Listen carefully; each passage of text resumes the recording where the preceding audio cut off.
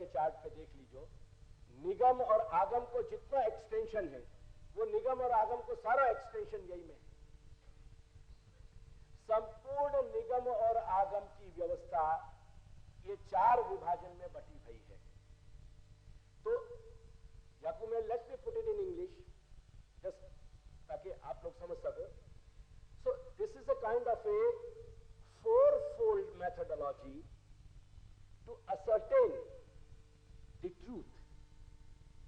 सत्य को निर्धार करने के लिए ये 4 तरीका से उपयोग में आने वाली ये व्यवस्था है शब्द की, अलौकिक शब्द। तो ये व्यवस्था बेसिकली एक है, लेकिन ये 4फोल्ड है। ये 4 तरह से यकी गति चल रही है। श्रुति वचन सु, स्मृति वचन सु, पुराण वचन सु और अन्य जो छोटे अंग है वेद के सपोर्टिव, वो उन अंग से। मैंने वाकु श्री महाप्रभु के शब्द में वेदांगादि, वेद के अंग इत्यादि, यानी वेद के अंग है आदि में जाके और उनके साथ जो जुड़े हुए और कॉरोलरी शास्त्र हैं वो सब। ये नहीं होगा तो क्या तकलीफ होगी? सबसे बड़ी तकलीफ ये होगी कि क्या कि तेरे बैठे हो गई कि बैठे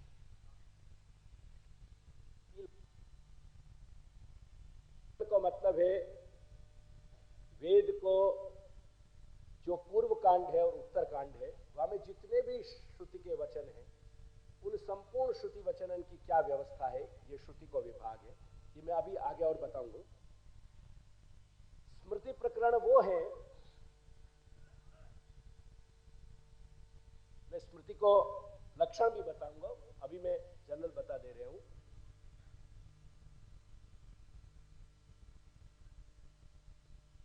ऋषि महर्षि महापुरुषन ने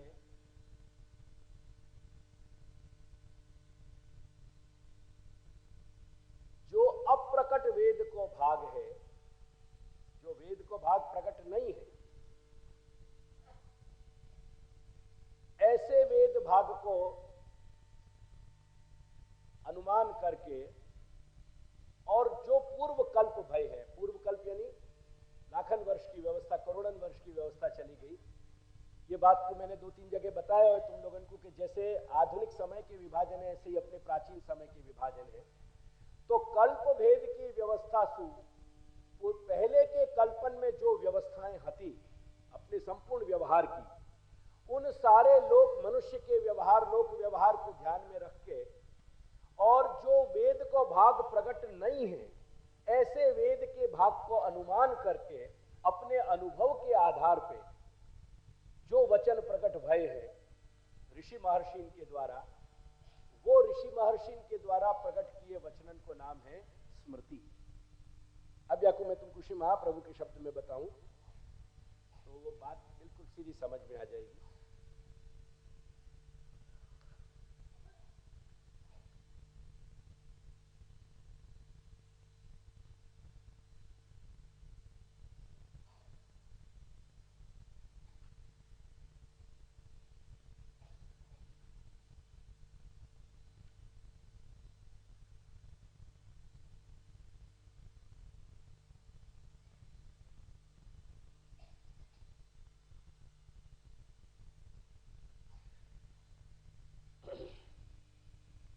देखो, स्मृतिर बहुविधा प्रोक्ता, स्मृति के बहुत प्रकार है। स्मृतिर बहुविधा प्रोक्ता वेदाचार विभेदतः। देखो मैंने चार्ट बनाया, वह चार्ट में तुमको और स्पष्ट समझाऊंगा। ऋषिणाम पूर्व चरित स्मरणम स्मृति उच्यते। जो ऋषि हते उनने पूर्व कल्प के चरित्रन को स्मरण करके, वाबखत की व्यवस्था को स्मरण करके, जैसे हमारी एक लोक व्यवस्था है कि नहीं, ऐसे पूर्व पहले कल्पन की वाबखत की जो सामाजिक और संपूर्ण समाज की व्यवस्था थी, उन सामाजिक उन सारे व्यवस्थान को ध्यान में करके अपने समाधि बल सु और जो वेद को भाग प्रकट नहीं है ऐसे नित्यानुमेय यानी ऐसे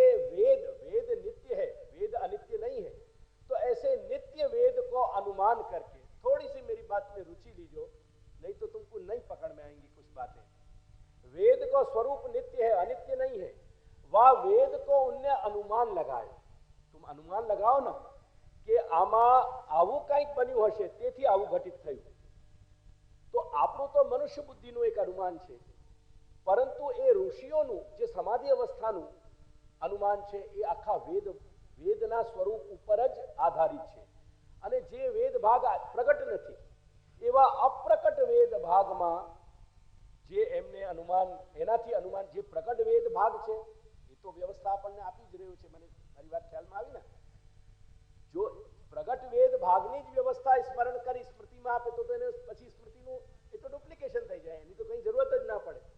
एटले जे व्यवस्था वेदमां नथी कहेली छतांय जे व्यवस्था वेद आधारित छे, केम के वेदनो जे भाग प्रगट नथी एનું अनुमान કરીને અને પોતાના અલૌકિક સામર્થ્યથી પોતાની સમાધિની સામર્થ્યથી જે લોકોએ સંપૂર્ણ વ્યવસ્થા લોક વ્યવહારની બતાવી કે જેમાં સંપૂર્ણ ચેષ્ટાઓનો સમાવેશ થઈ ગયો, મનુષ્યની સંપૂર્ણ ચેષ્ટાઓ આવી જાય, પછી ત્યાં આધાર બધું ચેષ્ટા ઉપર જ ટકી રહ્યો છે કે મનુષ્ય કેવી રીતે ધર્મ સંબંધી ચેષ્ટાઓ કરવી, મનુષ્ય કેવી રીતે અર્થ સંબંધી ચેષ્ટાઓ કરવી, મનુષ્ય કેવી રીતે કામ સંબંધી ચેષ્ટાઓ કરવી અને મનુષ્ય કેવી રીતે મોક્ષ સંબંધી ચેષ્ટાઓ કરવી.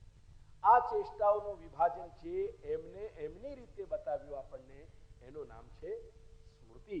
તેથી ઋષિઓનું જે નિત્ય વેદનો અનુમાન કરીને અને પૂર્વ કલ્પના ચરિત્રોનું સમાધિમાં અનુભવ કરીને એમને જે વચનો પ્રગટ કર્યા એ ઋષિઓનું આ પ્રકારનું જે સ્મરણ છે એ સ્મરણનું નામ સ્મૃતિ છે.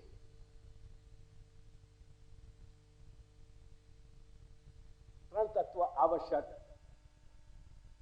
અપ્રગટ વેદનો અનુમાન, પૂર્વ કલ્પના આચારનો અનુભવ અને આ બંનેનું સ્મરણ એનું નામ સ્મૃતિ.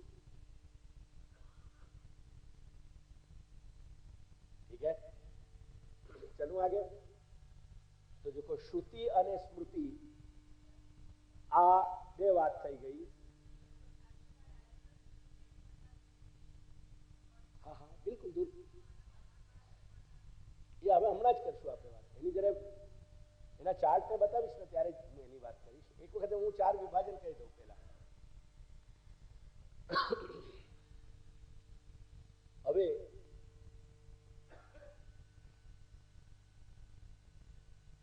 વાસ્તવમાં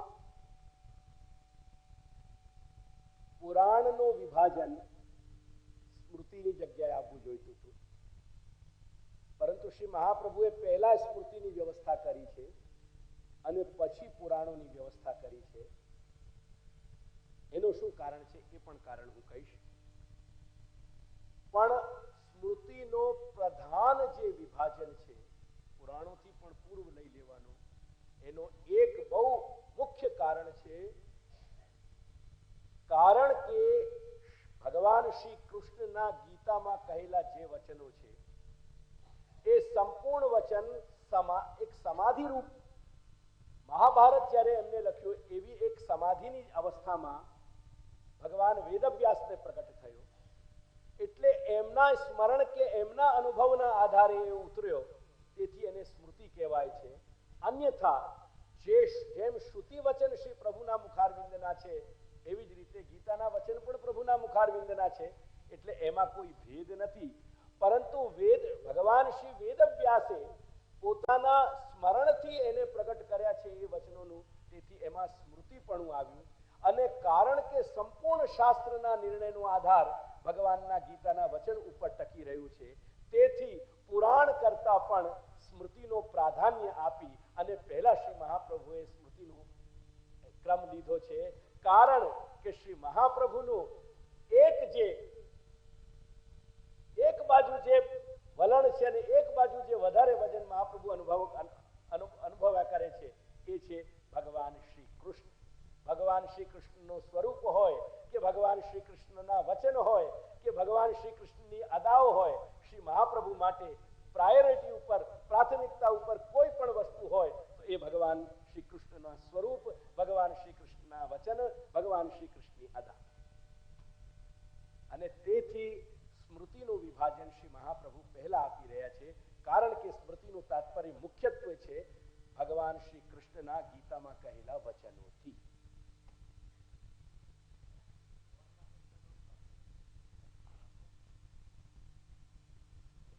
એ પણ સમાધિ અવસ્થામાં આવી છે ને, એટલે પુરાણમાં છે ને. એટલે વાસ્તવમાં શું છે, પુરાણ અને સ્મૃતિ એ બંનેની પછી એક વ્યાપક સંજ્ઞા સ્મૃતિ જ છે. એકંદરે સ્મૃતિના આ બે વિભાગ છે, સ્મૃતિ અને પુરાણ. તેથી જ્યાં પણ વેદના વચનનો રિફરન્સ આવશે ત્યાં આવશે એવમ શ્રૂયતે, આ પ્રમાણે સાંભળવામાં આવે છે. અને જ્યાં પણ પુરાણના કે સ્મૃતિના વચન આવે છે એવમ સ્મર્યતે, આ રીતે સ્મરણ કરવામાં આવે છે. આ એક બે ભેદ છે. હંમેશા ટેક્સ્ટમાં ધ્યાન રાખજો, સંસ્કૃત ટેક્સ્ટમાં જ્યાં શ્રવણ કરવાનો રેફરન્સ આવે ધેટ મીન્સ શ્રુતિ, અને જ્યાં સ્મરણ કરવાનો રેફરન્સ આવે ત્યાં સ્મૃતિ અથવા પુરાણ. એટલે વ્યાપક રીતે સ્મૃતિના બે વિભાજન છે, સ્મૃતિ અને પુરાણ. ઠીક છે, પુરાણ. અને તે પછી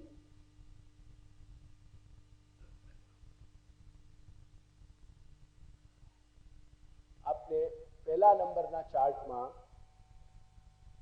જમણી બાજુ ઇતિહાસ વગેરે અને પુરાણ પછી રામાયણ અને મહાભારત ઇત્યાદિ ઇતિહાસમાં એના બધાને મેં સંદર્ભો આપ્યા છે. એટલે આવી રીતે મહાભારત અને રામાયણ વગેરે એ બધા જે પ્રમાણ ગ્રંથો છે એ સંપૂર્ણ ગ્રંથો આ વેદાંગની સાથે જોડી દેવાના. એ વેદાંગમાં એનો સમાવેશ ગણી દેવાનો છે ને. ત્યાં એ પ્રમેયના ઉપર ખ્યાલ આપો. એક સાધારણ પરિચય, પહેલા સામાન્ય પરિચય થઈ જાય આપણને. એટલે સંપૂર્ણ શાસ્ત્રના પ્રમાણ વચનો, એટલે વચન જે છે એ પ્રમાણના ચતુર્વિધ પ્રકારમાં વિભાજિત થયેલા છે. એ વાત ખ્યાલ આવી ને. પ્રમાણ યાની શ્રુતિ પ્રમાણ, સ્મૃતિ પ્રમાણ, પુરાણ પ્રમાણ અને વેદાંગાદિ પ્રમાણ. એ રીતે ચાર ચતુર્વિધ प्रकारे ये विभाजित थया, एनो विभाजन થઈ ગયું. अब प्रमाण सु जो हम जानना चाह रहे हैं वो प्रमेय. जैसे अक्षर ब्रह्म का स्वरूप क्या है, जहां से अनंत कोटि ब्रह्मांड प्रकट हो रहे हो अपने शास्त्र की दृष्टि से, श्री महाप्रभु की दृष्टि से, तो अक्षर ब्रह्म पण प्रमेय कोटि में आवे. ख्याल आव्यो? अंतर्यामी, समष्टि अंतर्यामी ये पण प्रमेय कोटि में आवे. અને એનાથી ઉપર પરબ્રહ્મ પરમાત્મા પરમેશ્વર ભગવાન શ્રી કૃષ્ણ પણ પ્રમેય કોટિમાં આવે. કેમ કે એમના મુખારવિંદથી નિસૃત પ્રમાણ વચનોથી એમને પોતાને આપણને જાણવું છે.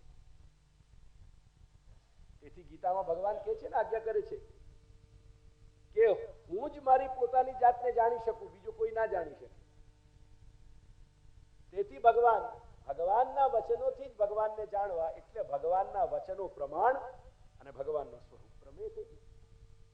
એટલે આ પ્રમાણે પરબ્રહ્મ, અક્ષર બ્રહ્મ, સમષ્ટિ અંતર્યામી આ પણ પ્રમેય કોટી છે.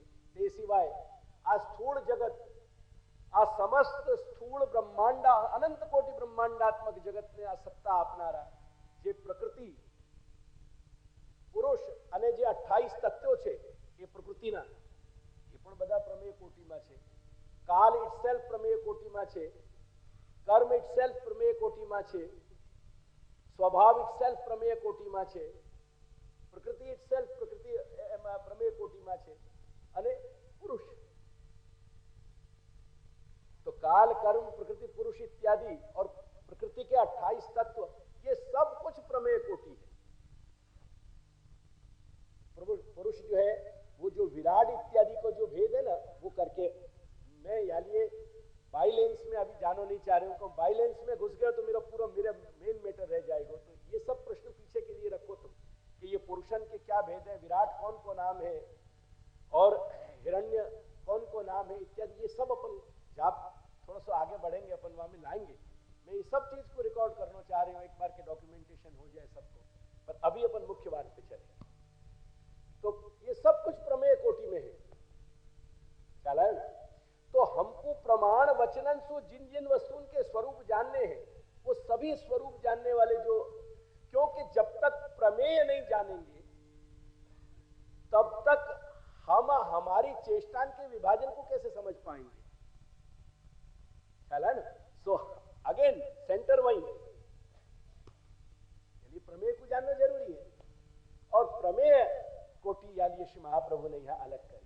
तो ये प्रमाण और प्रमेय यानी तुम वहां देखो कि कारणादि त्रिविध रूप और प्रमेयत्व उपाधिभूत, यानी जिनमें प्रमेय पने की संज्ञा जुड़ रही है, उपाधि उनके अंदर संज्ञा जुड़ रही है। जैसे शब्द अपन को हर चीज को परिचय देने वाला है। अब शब्द के टेक्निकल क्वेश्चंस है कुछ, कि शब्द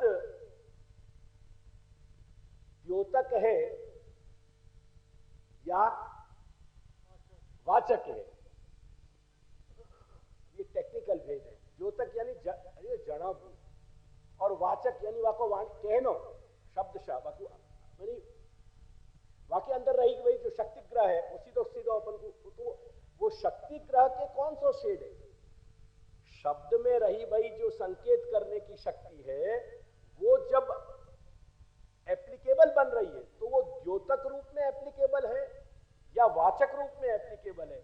ऐसे बहुत सारे टेक्निकल क्वेश्चन है, जिन सारे सब्जेक्ट को महाप्रभु ने अगेन प्रमेयत्व उपाधि वाले सेक्शन में डील किया। ताकि ज्यादा चर्चा नहीं कर सकूं, क्योंकि मेरे पास बहुत स्कोप नहीं है और तुम्हारे पास बहुत रुचि को भंडार नहीं है। ये तक है। तो ये थोड़े से दिशा बोध सु समझियो कि कैसे प्रश्न है, ख्याल आयो ने? આપણે વાક્ય વચનથી જ બધું સમજી રહ્યા છે, એટલે એ વચનમાં આવેલા જે શબ્દો છે એમાં દ્યોતકપણું છે કે વાચકપણું છે, અને દ્યોતકપણું માની લઈએ તો શું ભેદ આવી જાય, તકલીફ આવે, અને વાચકપણું આવે તો શું તકલીફ આવે, અથવા તો વાચકપણું આવે તો શું સોલ્યુશન આવી જાય, અને દ્યોતકપણું આવે તો શું સોલ્યુશન આવે, એટसेट्रा। ये तुम्हारे विज्ञान की जैसे माइक्रो ब्रांचेस डेवलप हो रही है ना, ये हमारे शास्त्र की माइक्रो ब्रांचेस है। तो इतना ध्यान रखियो कि माइक्रो स्पेशलाइजेशन तुम्हारे पास ही नहीं है। महाप्रभु के बेटा हम भी माइक्रो स्पेशलाइजेशन करके बैठे, ये सब माइक्रो ब्रांचेस है शास्त्र,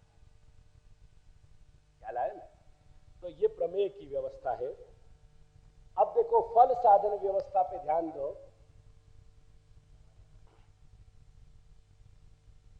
वो त्रिविध मैंने बताया नहीं, परब्रह्म, अंतर्यामी और अक्षर ब्रह्म। मेन सबसे पहले कहां शुरू हो रही है बात? वो ट्राइंगल में ही तो है ना, मूल ब्रह्म परब्रह्म और उनकी दो स्वरूप अवस्था, एक अंतर्यामी की और एक अक्षर ब्रह्म की। और ये जो याके थोड़े से पेटा विभाग के क्वेश्चन बेटा, वो क्या है, याके बाइलेंस है, और अपन को पहले हाईवे से सफर कर जाना है, फिर बाइलेंस में जाए। मेरा पहला प्रयास अटेम्प्ट ये है कि अपन राजमार्ग से परिचित हो जाए। Let us get familiar with that highway, फिर बाइलेंस को अपन कभी भी देखें। समझो अगर बाइलेंस को समय काफी लंबे या यात्रा में मैं न भी कह सको तुमको, तो एक बार हाईवे से परिचित हो जाओगे ना, तो बाइलेंस को कोई दिन खुद सोच सको अगर प्रयास करोगे। वो सुकरात कहो करते तो सॉक्रेटिस कि वही योग्य अध्यापक है जो जल्दी से जल्दी अपने छात्र के हाथ में से अपनी उंगली हटा ले और वह को अपने पैर पे खड़ो करके चलाना सिखा दे। तो मैं तुमको अपनी उंगली पकड़ के नहीं चलाना चाह रहे हूं, मैं तुम्हारे डगमगाते कदम से भी तुम स्वतंत्र चलो, वो तुम्हारे आनंद को वो नृत्य देखना चाह रहे हैं। That dance of ecstasy I want to just see when you just move। जब तुम या रॉयल रोड पे आगे बढ़ो या राजमार्ग पे एक बार डगमगा के भी चलोगे, तो मैं तुम्हारे चलने को सौंदर्य देखूंगा। जब तक मेरी दम में दम है मैं पीछे खड़ा रहूंगा कि तुम डगमगा के गिर न जाओ। अंधेर नशा पिला के गिराना तो सबको आता है, मजा जब है कि तू गिरतों को थाम ले सके। तो फल साधन की व्यवस्था देखो तुम, या के दो विभाजन है, मुख्य और तीसरा जो है वाको हीन यानी अधम पक्ष है। ऐसे ये फल साधन व्यवस्था श्री महाप्रभु ने 3 प्रकार से बांटी है। एक वर्णाश्रम अधिकृत व्यवस्था है, एक कलिकालगत जो अधिकारी अनधिकारी की व्यवस्था है मुख्यत्व, और दूसरी जो सब जगह भटक रहे हैं ऐसे भटकने वाले इनकी व्यवस्था है। ठीक है ना, वो शब्द शायद मैंने लिख दी नहीं है। अब बाकी मैं जब विभाजन में आऊंगा तब मैं थोड़ा सा समझाऊंगा। तो एक तो वर्णाश्रम, मूल वर्णाश्रम में की व्यवस्था जो हती और श्रौत, श्रुति ने क्या व्यवस्था दी, दुर्भाग्य से आज श्रुति की व्यवस्था चल नहीं रही है। कारण क्या है कि आज ही नहीं, श्री महाप्रभु ने कृष्णाश्रय में वो स्टेटमेंट दे दिया, सर्व मार्गेषु नष्टेषु कलौ च खल धर्मणि, तो वो वादिन समाप्त हो चुके हो। तो श्रौत व्यवस्था, लेकिन हमको समझनी है कि व्यवस्था सब क्या हती सारी। तो एक श्रौत व्यवस्था है, एक अपने कलिकालगत जो है अधिकारी अनधिकारी की व्यवस्था है, और एक नाना देवतान के अन्य देवतान के पीछे भटकते जो डोल रहे हैं। आज भी अपने वैष्णव समाज को, जो अपने आप को वैष्णव कह रहे हैं, उनके आज भी कहीं ना कहीं विश्वास, अंधविश्वास आधार दोरा ढागान पे चल रहे हैं। आज भी उनको लग रहा है कि कहीं अंगूठियां पहन लेंगे तो हमारी कहीं बहुत कुछ बातें सुधर जाएंगी। उनको विश्वास नहीं है तो अपनी कंट्री पे विश्वास नहीं है, उनको विश्वास नहीं है तो अपने मालिक पे विश्वास नहीं है, उनको विश्वास नहीं है तो अपने आराध्य पे विश्वास नहीं है। अन्यथा उनके अंदर को कहीं ना कहीं अंतःकरण बोल तो कि ये तुम जितने भी मंगल गुरु और इनको सबन को राहु केतु उनको धारण कर रहे हो, ये वैष्णव की हाथ में शोभा नहीं दे रहे। ये बात निश्चित तुम्हारे अंतःकरण ने कही होती, पर कहीं ना कहीं हम भटक रहे हैं। हम ये मान रहे हैं कि इन सबसे कुछ हो जाएगा। तो ये व्यवस्था यहां दीनी। और उपसंहार में जो फाइनल कंक्लूजन है, यानी जो महाप्रभु के अपने स्वयं के जो निर्णय है, यानी जिन निर्णय के सीधे अपन पात्र है, क्योंकि it is directly related to us. महाप्रभु ने जो कंफर्म किया कि मैं ये मान रहे हूं, अपन को भाई की तो बात है, तो अपन डायरेक्ट सब्जेक्ट्स अपन है वाकई, और कोई सब्जेक्ट नहीं दुनिया में। अपन जो श्री महाप्रभु के चरण शरण में आए भय हैं वो ही या के सब्जेक्ट है। सो ये जो व्यवस्था है वो वाकई पात्र ही अपन है, और जब अपन ही पात्र है तो उपसंहार की या व्यवस्था को समझ लेना अपने लिए सबसे बड़ी जरूरत है। और या लिए मैंने आपको लाल शाही में दिया, या लिए लाल शाही में है, या को देख लो, क्योंकि प्रेम भक्ति मार्ग की प्रधानता को निर्धार और वहां पे हमारी संपूर्ण सेवा और कथा को जो है सो हमारो आधार, हमारी तदीयता रूप भक्ति और तदाश्रय रूप हमारी शरणागति प्रपत्ति को जो मार्ग है वो यही टिको रहे हैं। और ये तदीयता और तदाश्रय को समझाना ही बाल बोध को बेसिक रीजन है। श्री महाप्रभु के उपसंहार को व उपसंहार के सागर को अगर गागर में धारण कर रखी है कोई ने, तो वो बालबोध ने धारण कर रखी है। अब कौन की ऐसी हिम्मत है कि बालबोध ग्रंथ की उपेक्षा करे? अगर बालबोध नहीं समझो तो हम सिद्धांत मुक्तावली समझने के योग्य है ही नहीं। जालिए, यद्यपि मुझको प्रायोरिटी सिद्धांत मुक्तावली की देनी पड़ी अहमदाबाद में, लेकिन मन मेरा अंदर से कचोट रहे हो तो मुझको मेरे लिए ये जरूरी है तो कि मैं श्री महाप्रभु और दादाजी को जस्टिफिकेशन देने के लिए तुरंत की तुरंत बालबोध सत्र आधारित में आयोजित करूं, क्योंकि अगर बालबोध में नहीं कह सके हूं, मुझको सिद्धांत मुक्तावली कहने को कोई अधिकार नहीं। एंड देयरफॉर बहुत थोड़े समय में सिद्धांत मुक्तावली के बाद हम बालबोध कर रहे हैं। ओके, પહેલા એક વખતે વાંચી જાઓ તમે અંદર તમારા મનમાં વાંચી જાઓ કે જેથી તમને અનુસંધાન રહેશે કે હું હવે આગળ શું કહી રહ્યો છું. ગુજરાતીમાં સૌથી પહેલા મૂળ શ્લોકના પદાર્થ આપ્યા છે, એટલે પદ આપ્યા છે, અને એના પછી ગુજરાતીમાં એનું અર્થ આપ્યું છે. દાખલા તરીકે હરિમ, પછી સદાનંદમ, પછી નત્વા, પછી બાલક પ્રબોધનાર્થાય, પછી સુવિનિશ્ચિતમ. આ પ્રમાણે જે અપાયું છે એને જરાક પહેલા વાંચી લો, કેમ કે અહીંયા દરેક પદનો અર્થ હવે અહીંયા આવશે આ વ્યાખ્યાનમાં હું કહીશ. તેથી ધ્યાન રાખજો કે હરિપદનું શું અર્થ છે, સદાનંદ પદનો શું અર્થ કર્યો, નત્વાનો શું અર્થ કર્યો, બાલ પ્રબોધનાર્થાય આનો શું અર્થ કર્યો. બાકી બાલ પ્રબોધનનો અર્થ આપણે કાલે જોઈ ચૂક્યા છીએ, એટલે એને રિપીટ નહીં કરીએ, બરાબર.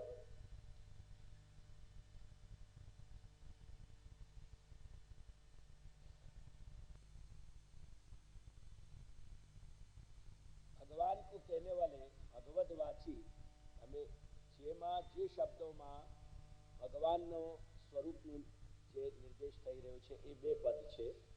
ऐसे दो पद हैं, हरि और सदानंद. और हरि और सदानंद इन दोनों शब्दों को अपनी नोटबुक में अलग अलग लिख लो, हरि और सदानंद.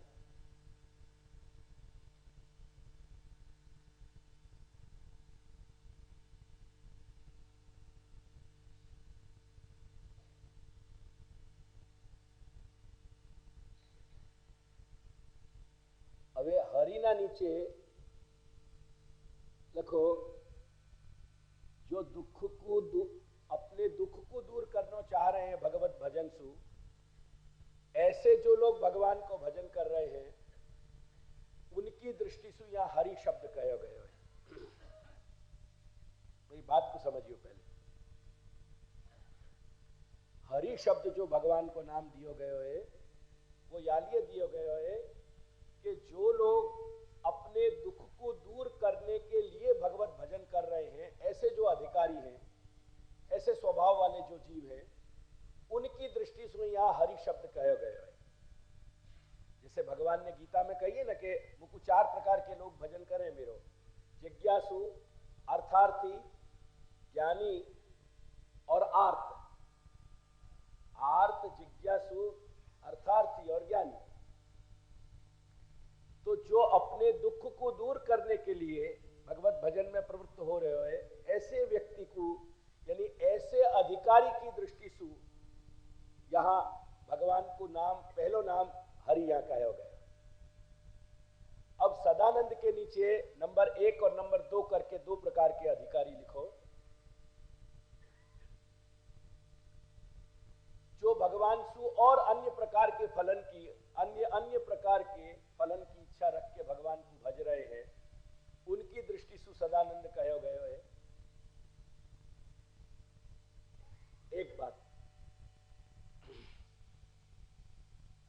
हरि की बात पूरी हो गई ना.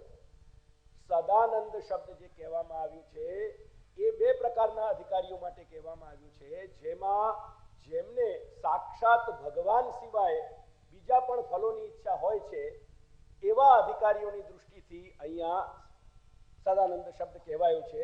એ સદાનંદનો એક અર્થ. મારી વાત સમજાઈ હવે તમને? અને એના બીજા અધિકારી છે કે જે કેવલ ભક્તિ, શુદ્ધ ભક્તિથી સ્વતંત્ર પુરુષાર્થ ભક્તિને માનીને અને જે ભજન કરી રહ્યા છે અને જેમને સ્વયં ભગવાન પોતે જ ફલ રૂપમાં ઈચ્છે છે, જે પ્રાપ્ત કરવા ઈચ્છે છે, એવા અધિકારીઓની દૃષ્ટિથી પણ અહીંયા સદાનંદ પદ કહેવામાં આવ્યું છે. એટલે સદાનંદ શબ્દ બે દૃષ્ટિએ કહેવામાં આવ્યું છે. એક એવા લોકોની દૃષ્ટિથી કે જે લોકો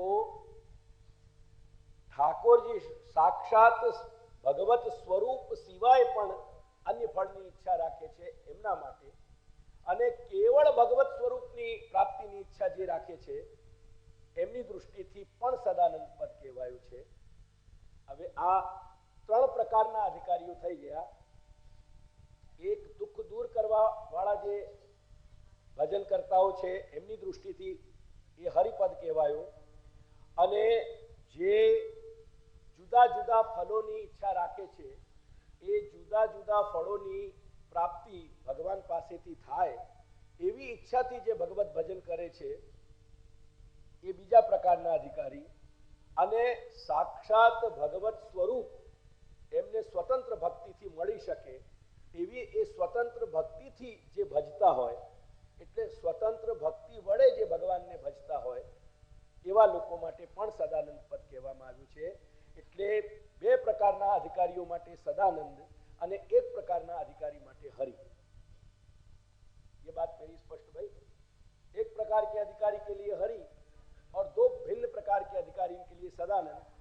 कुल मिला के 3 प्रकार के अधिकारी यहाँ कहे गए हैं और 3 प्रकार के अधिकारी के लिए 3 प्रकार के अधिकारी को दृष्टि में रख के श्री महाप्रभु यहाँ भगवान के 2 पदन को भगवतवाची यानी भगवान को कहने वाले, भगवान को बताने वाले 2 नामन को प्रयोग कर रहे हैं. एक भगवान को हरि नाम और दूसरा भगवान को सदानंद. ठीक है, या लिए मेरे चार्टन में भी देखियो अब के मैंने परमानंद शब्द को उपयोग नहीं करके सदानंद शब्द को उपयोग किया है. ये विशेष दृष्टि रखने वाले इन पे कि उनको भेद मालूम पड़े, पर वो भेद समझने के लिए तुमको मेरे पहले चार्टन के शब्द ध्यान में रखने पड़ेंगे जो शायद पॉसिबल नहीं है. जो भी है, चलो अब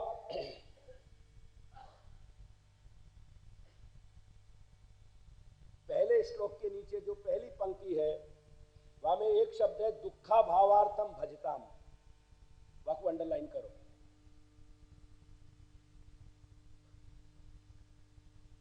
पहले नंबर के श्लोक के नीचे सबसे पहली पंक्ति है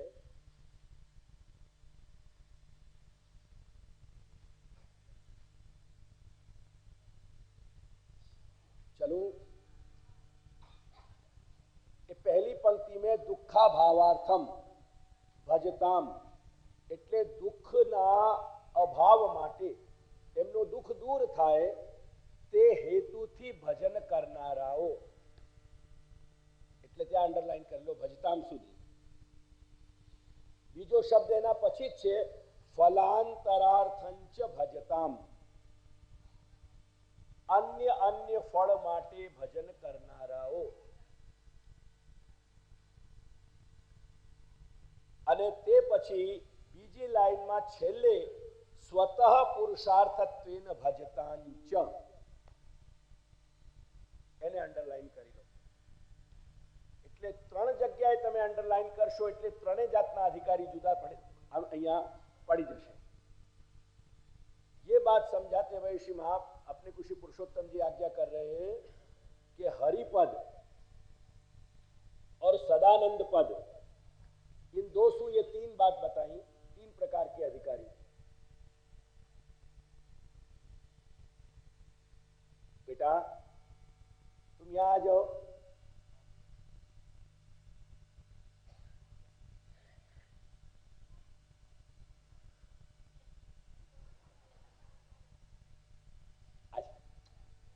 માટે પોતાનું દુઃખ દૂર થાય એવા હેતુથી જે ભગવત ભજનમાં પ્રવૃત્ત છે એમના માટે હરિ શબ્દ પોતે જ પ્રમાણ રૂપમાં છે.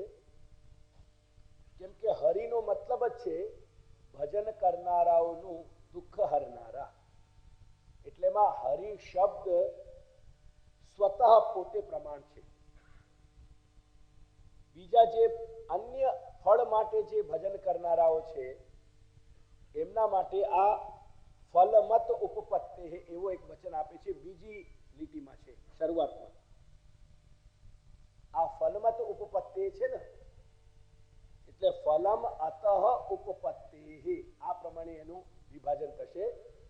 મારી વાત સાંભળી લો ખાલી. જે લોકો લખી શકતા હોય લખ્યો, બાકી કેમ કે દરેકના ઉપર કોન્સન્ટ્રેશન કરવા જઈશ તો ગાડી બહુ જ આગળ આપણી નીકળી જશે ને બરાબર સમય સાથે આપણે નહીં બેસી શકીએ. તમારી સાંભળો થોડો. ડોક્યુમેન્ટેશન થઈ રહ્યું છે, જેને વધુ ઇન્ટરેસ્ટ હોય એ પછી રિવિઝનમાં કરી લેજો. કેમ કે અત્યારે આ બધા માત્ર પ્રવચન સાંભળવાવાળા આપણા એટલી મોટી જેટલી આપણી સંખ્યા ભેગી થઈ છે એટલે એમાં અધ્યયન ક્રમને ચલાવવું એને થોડુંક મોડિફિકેશન સાથે ચલાવવું પડશે. એટલે ફલમ અતઃ ઉપપત્તિ, હું એક વખત તમારી સાંભળી લો અગેન. આ બ્રહ્મસૂત્ર છે અને એમાં 3 શબ્દ છે, ફલમ, અતઃ અને ઉપપત્તિ.